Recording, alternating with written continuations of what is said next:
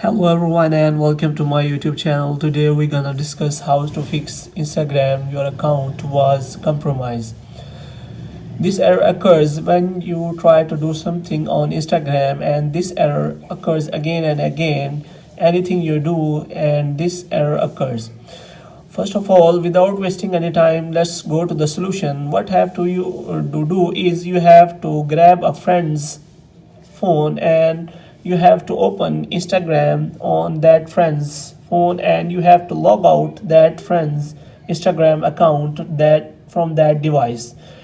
For this you have to click on three lines. After three lines you can click on settings and after scrolling down you can easily find logout option. After that you have log out that friend's Instagram account. What you will find is you will find forgotten your login details and get help with logging. You have to click on that. After that you will find a screen where you have to put your username and you can click on next. As I have put my own Instagram username, so that you can understand it in a better way. After that you can click on next. After clicking on next you will find three options, like one is send an email, the second one is send an SMS, and the third one is login with Facebook. If you click on the first option, Instagram will send an email to your email you have provided while creating the Instagram account.